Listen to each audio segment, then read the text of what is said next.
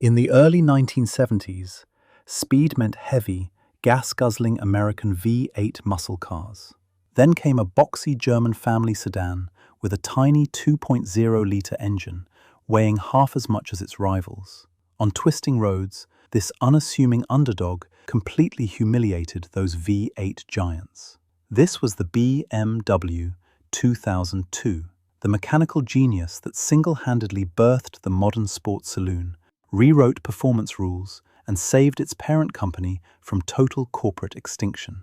To truly understand the incredible triumph of the 2002, one must travel back to the grim reality of mid-1950s Germany. The industrial landscape was a fractured topography of post-war reconstruction, and Bayerische Motorenwerke, a company celebrated for its pre-war aeronautical engineering, was teetering on the absolute brink of financial ruin. The market for premium touring cars had completely evaporated. The German public was moving on two wheels or inside minimalist, ultra-economy microcars, leaving the factory floors dangerously quiet.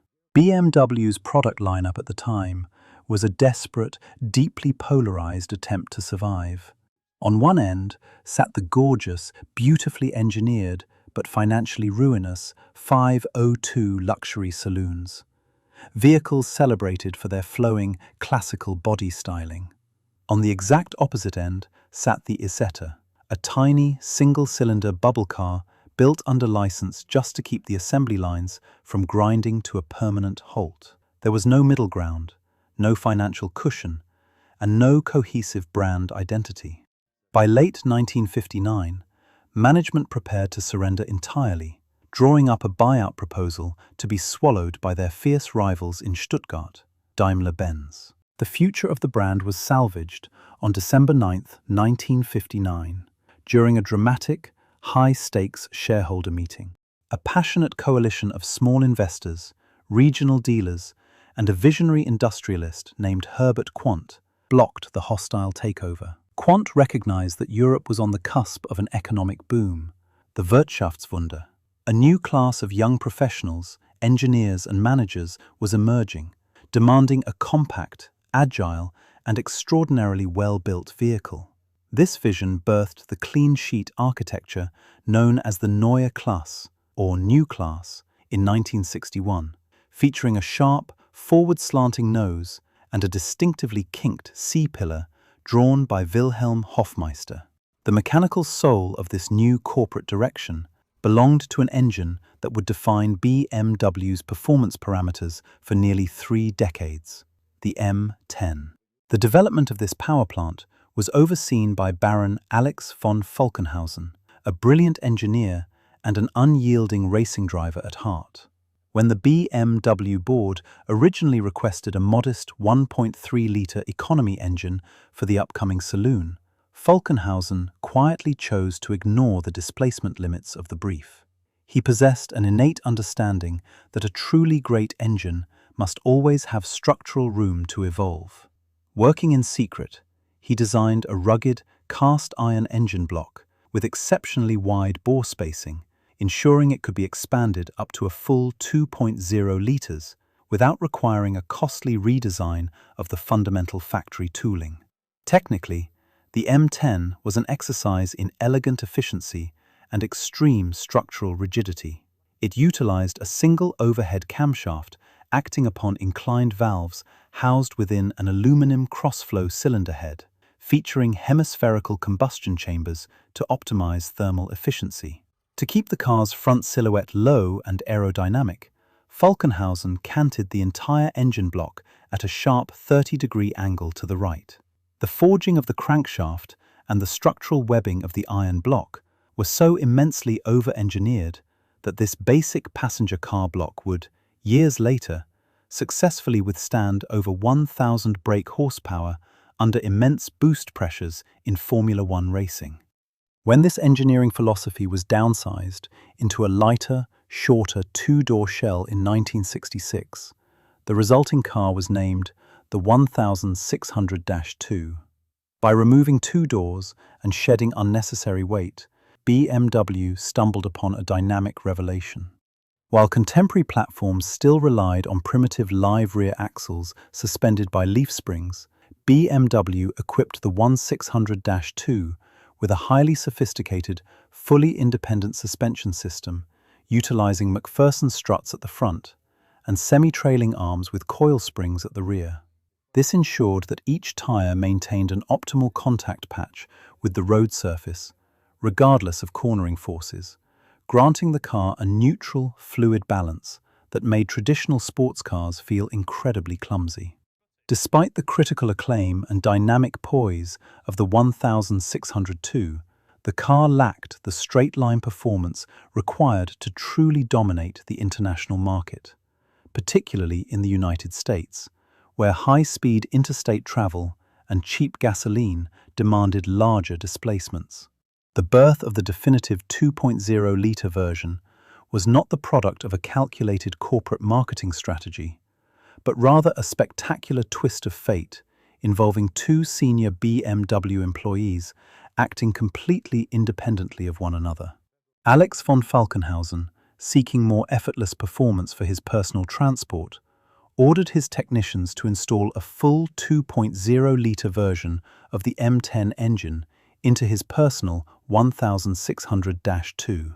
Around the exact same time, Helmut Werner Bonch, BMW's Director of Product Planning, had come to the identical conclusion and had an identical conversion performed on his own company car. Neither man knew of the other's modification until a fateful afternoon in the engineering workshop at Milbertshofen, where both vehicles happened to be parked side by side for routine servicing. Upon realizing that they had both created the exact same automotive wolf in sheep's clothing, Bonch and Falkenhausen joined forces to craft a formal product proposal for the BMW board of directors. They argued that a production version of a 2.0-litre two-door saloon would provide an unparalleled combination of compact packaging and high-torque performance. The corporate board, however, remained highly skeptical, fearing that such a car would cannibalize sales of their larger, more profitable luxury models. The decisive catalyst arrived from across the Atlantic Ocean in the form of Max Hoffman, the legendary and extraordinarily influential American car importer who possessed an uncanny, almost prophetic understanding of the enthusiast market.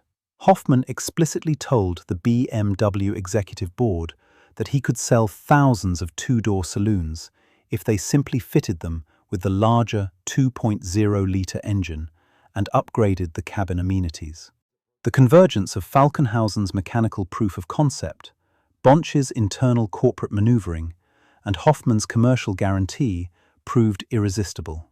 In 1968, the legendary BMW 2002 was born. To fully comprehend the cultural explosion triggered by the arrival of the BMW 2002, one must examine the absolute polarization of automotive philosophy that existed in the late 1960s. This was the undisputed zenith of the American big block muscle car, where the engineering doctrine of Detroit was simple, unyielding, and intoxicating. Speed was entirely a function of displacement. Vehicles like the Pontiac GTO, Chevrolet Chevelle SS, and Plymouth Roadrunner ruled the tarmac through raw, unadulterated size. They relied on massive overhead valve V8 engines, often displacing over 7.0 litres, to force heavy steel bodies down straight lines, producing a wall of low-end torque and a sensory experience defined by burning rubber and a thunderous exhaust note.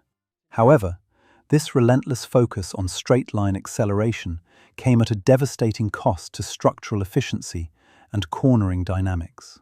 The typical American performance car of this era was a massive, ponderous instrument, frequently weighing well over 1,500 kilograms.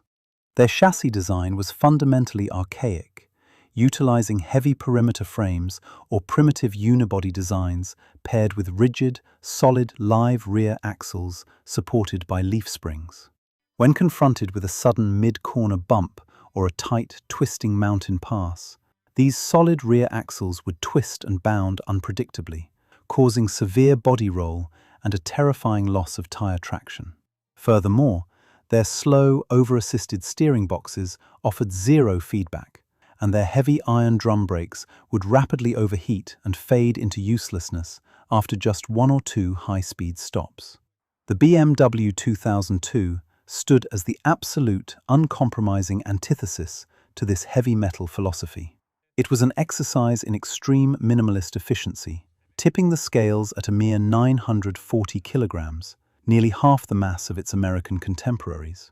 Its 2.0-Litre M10 four-cylinder engine produced 100 horsepower in standard single carburetor trim. On a specification sheet, this number appeared laughably inadequate when compared to a 350 horsepower American V8. Yet, the BMW's secret lay in the profound brilliance of its power-to-weight ratio and its advanced chassis geometry. Because the 2002 carried no unnecessary mass, it didn't require a gargantuan engine to achieve sports car performance. Its overhead camshaft design allowed the M10 to rev freely up to 6,000 revolutions per minute, with a crisp, mechanical eagerness that pushrod V8s could never replicate. When entering a corner, while the heavy muscle car groaned under the forces of inertia, fighting its own weight and scrubbing off speed in a cloud of understeer, the BMW 2002 danced through the turn. Its sophisticated independent suspension kept all four tires perfectly glued to the asphalt, maintaining absolute composure. It was a precision scalpel designed to ruthlessly dissect roads that left the American sledgehammers trailing helplessly in a wake of tire smoke and boiling brake fluid. As the BMW 2002 became a global sensation, Munich pushed the car even further. In 1971, BMW introduced the legendary 2002 TII, with TII standing for Touring International Injection. At a time when most performance cars still relied on unreliable carburetors, BMW embraced advanced Kugelfischer mechanical fuel injection technology. The new system delivered sharper throttle response, greater precision, and boosted output to 130 horsepower.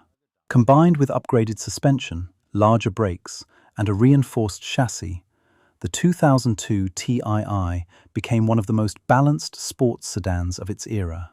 Journalists quickly realized they weren't just driving a fast family car, they were witnessing the birth of the modern executive sports sedan. Before the 2002, drivers had to choose between a dull, practical saloon or an unreliable sports car. BMW shattered that compromise forever, proving a practical sedan could still deliver genuine driving excitement. Its brilliance became undeniable during the 1973 oil crisis. As fuel prices soared and America's thirsty V8 muscle cars rapidly fell out of favor, the lightweight and efficient BMW 2002 became exactly what the world suddenly needed. More than just a successful car, the 2002 established the blueprint for the future BMW 3 Series and cemented BMW's identity as the ultimate driving machine.